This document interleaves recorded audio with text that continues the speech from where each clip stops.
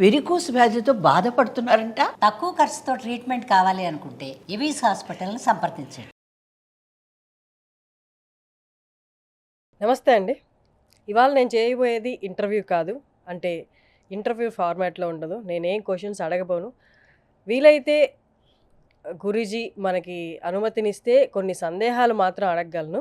ఎందుకంటే మీరు క్వశ్చన్లు అడగద్దు, దేశానికి కావాల్సిందేదో 15 నిమిషాల్లో నేను ఇచ్చి వెళ్ళిపోతాను అన్నారనమాట. పీస్ ఆఫ్ మైండ్ గురూజీ ఇవాళ మనతో ఉన్నారు మన స్టూడియోలో, సుమన్ టీవీ స్టూడియోలో. నమస్తే అండి. ప్రపంచ మానవులారా, కాదు కాదు, మీరు పరమాత్మ స్వరూపులు. అది మరిచిపోయి నేను మనిషిని అనుకున్నాను.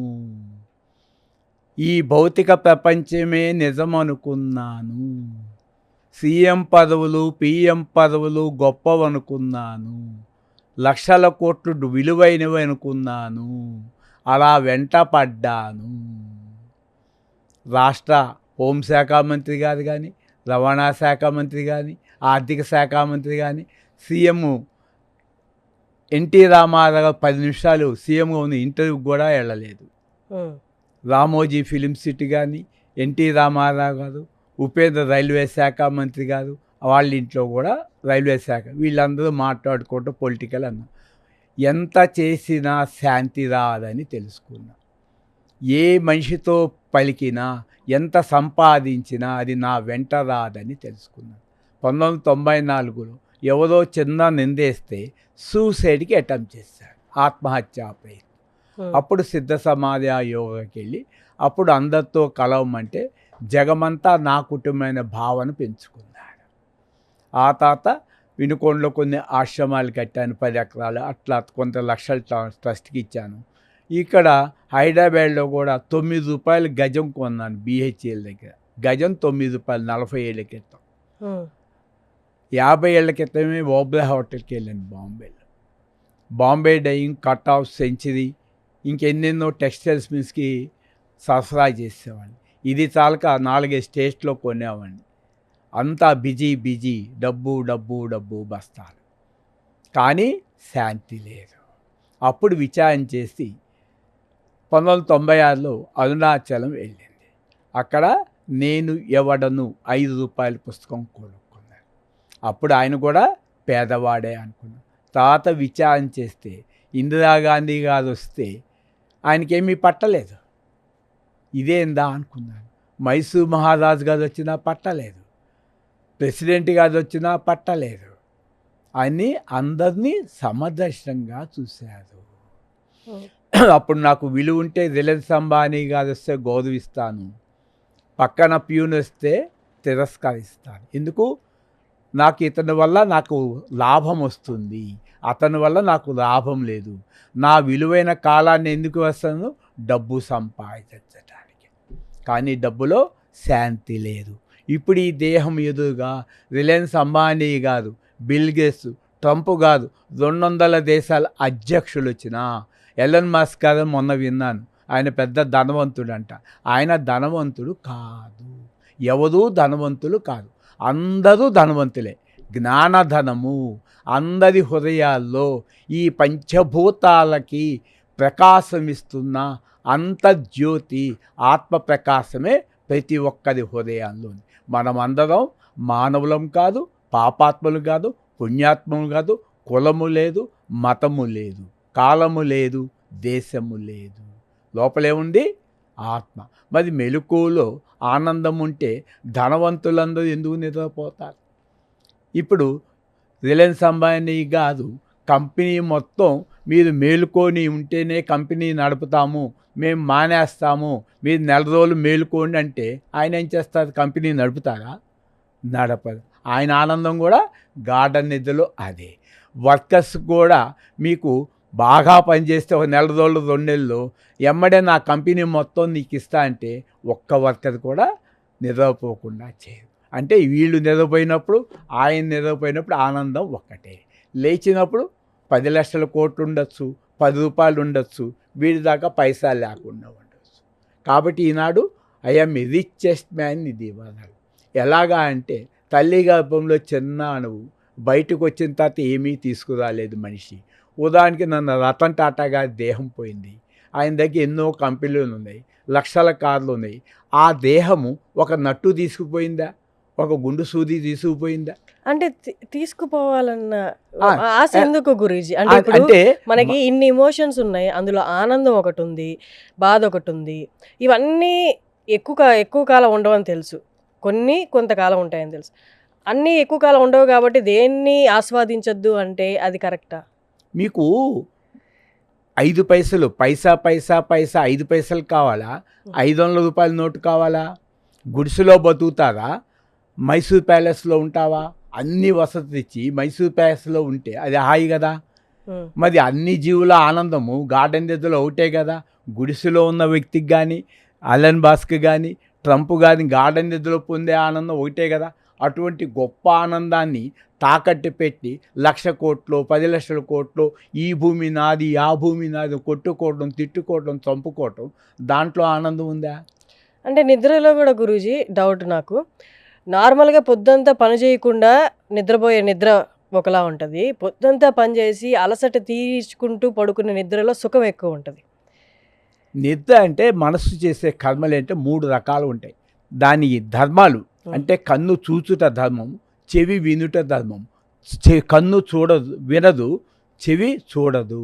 అంటే ఒక్కొక్క ఇంద్రియానికి ఒక్క ధర్మం ఉంటుంది. అలాగే కన్ను వినవే అంటే 1,00,000 కోట్లు ఇస్తానంటే అది చూడదు.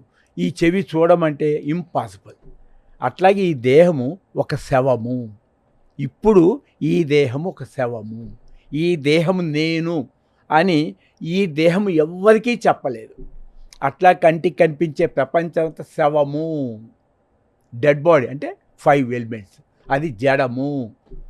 కాబట్టి పంచభూతాత్మ జగత్తు, దేహము, ఇంద్రియములు, ప్రాణము, మనస్సు, బుద్ధి, ఇదేంటిది పంచభూతాలు, జడము. దీని లోపల ఉన్నటువంటి తెలుసుకునేవాడు చైతన్యం. అంటే ఈ ప్రపంచంలో బల్బులన్నీ గొప్పయా, కరెంటు గొప్పదా? బల్బులు కొన్నా అంటే 1,00,000 కోట్లేదు, ఏసీలు గీసీలు ఫ్రిడ్జ్లు.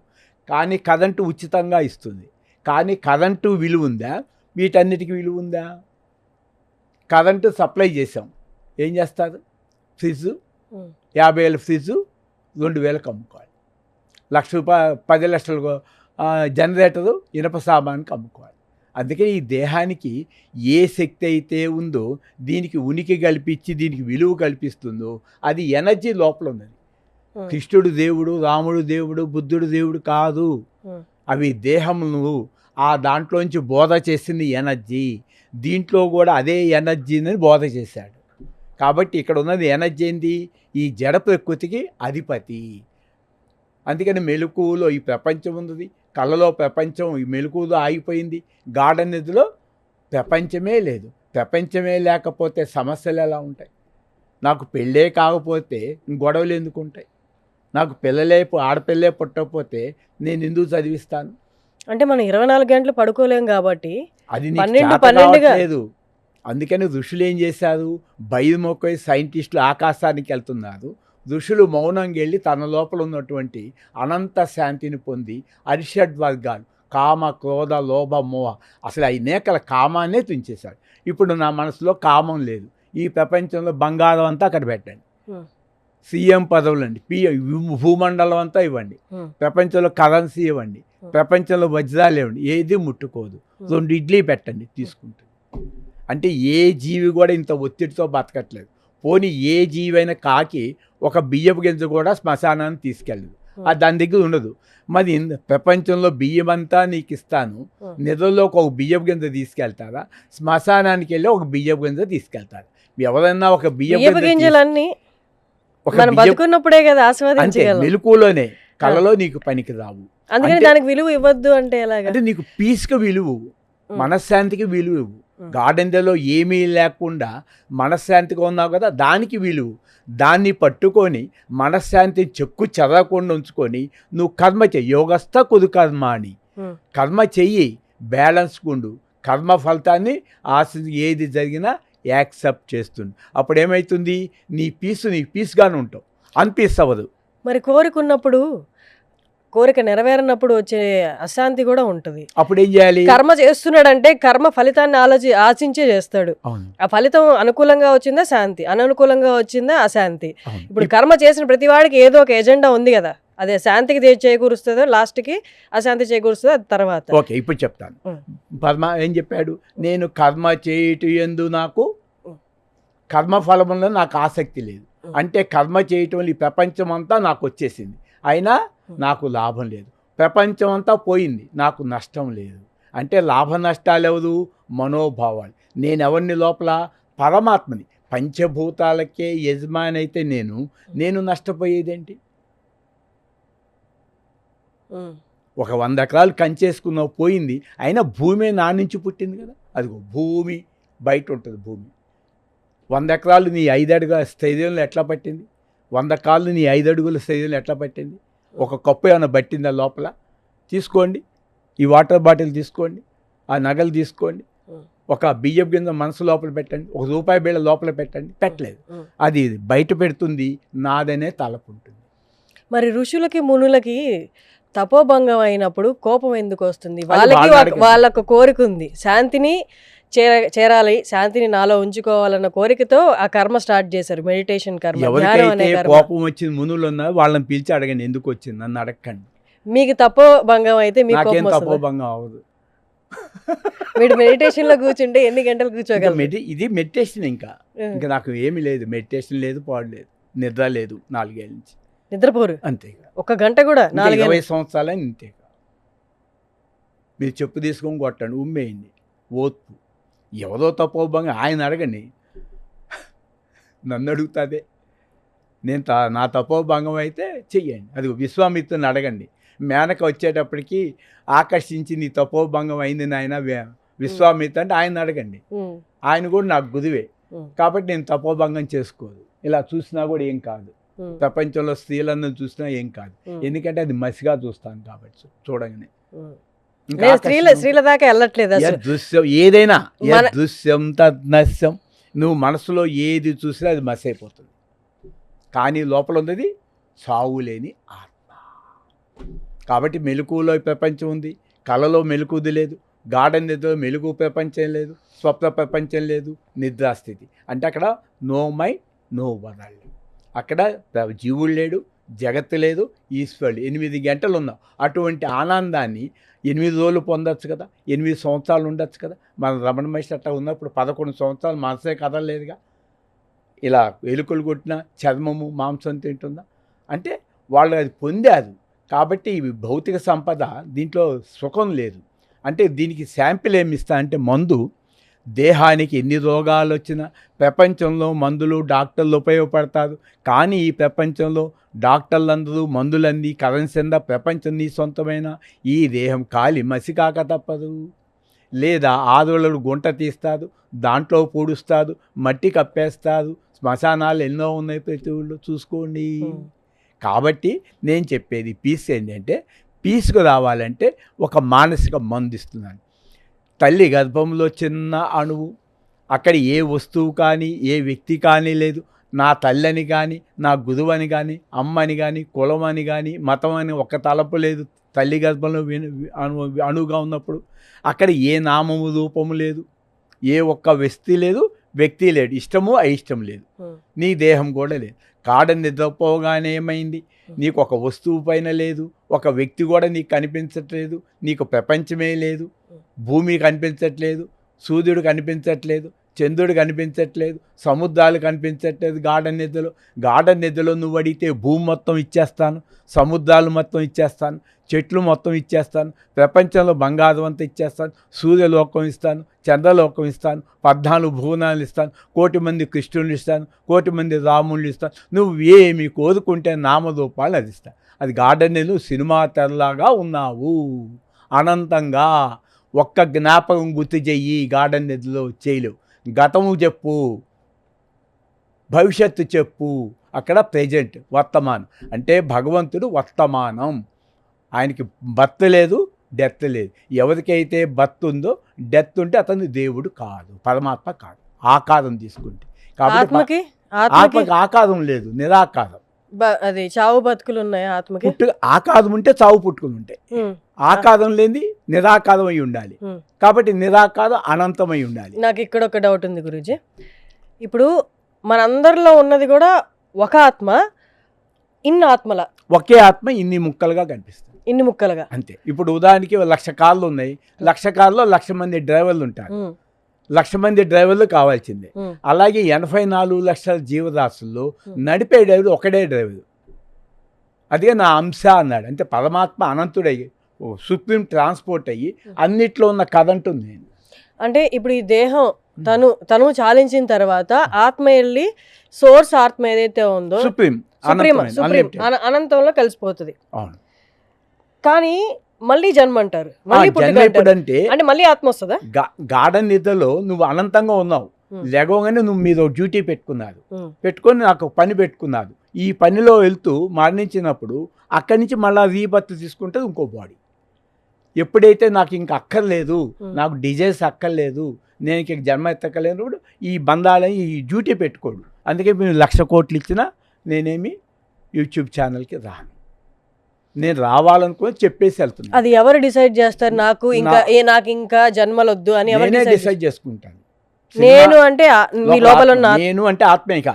ఈ ఆత్మకి అక్కడ సుప్రీం కమాండ్ తో వచ్చింది కదా, దీనికంటే నాకు శక్తి ఉంటుందిగా.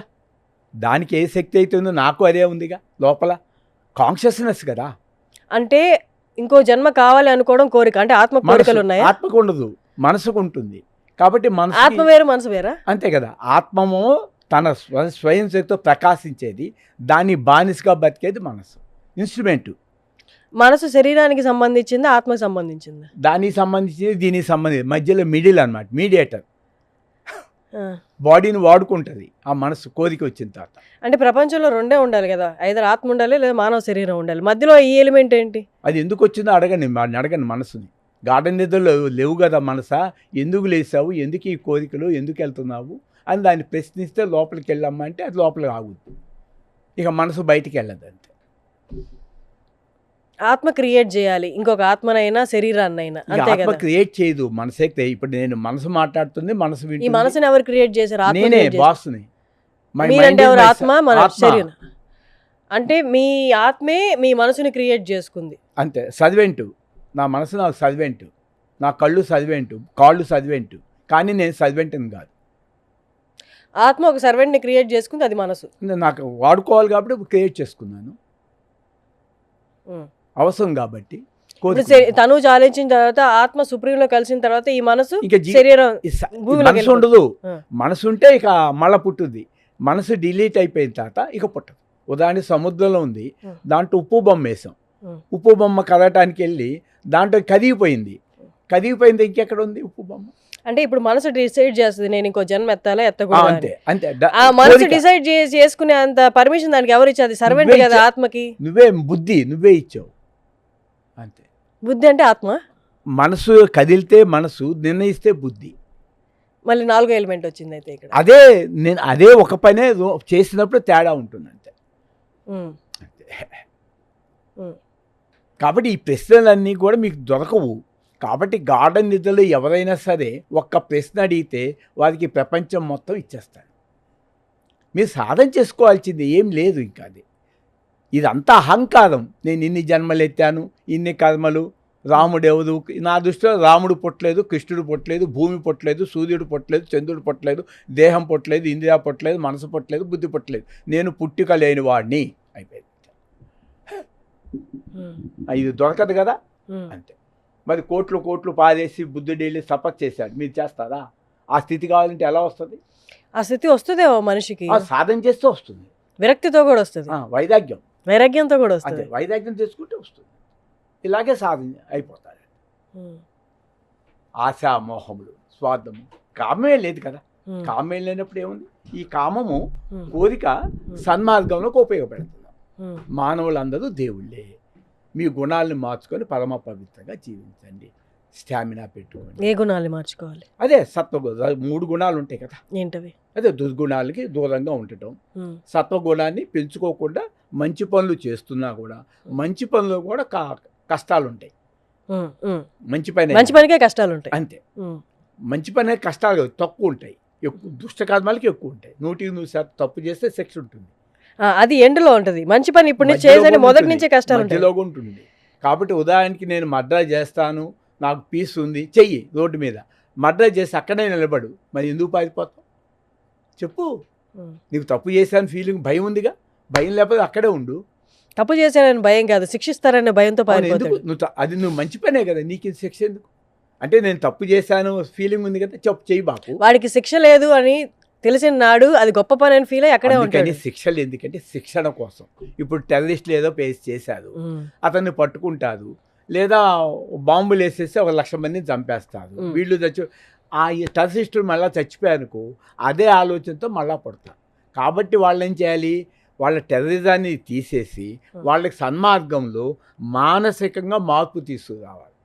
అంతే తప్ప ఈ క్షణంలో చచ్చిపోయిన మనసు మళ్ళా అదే వాసనతో పుట్టుద్ది. ఇప్పుడు మీ దేహం చనిపోతే మళ్ళా మంచి సుమన్ కంపెనీ పెట్టాలని ఆలోచిస్తుంది.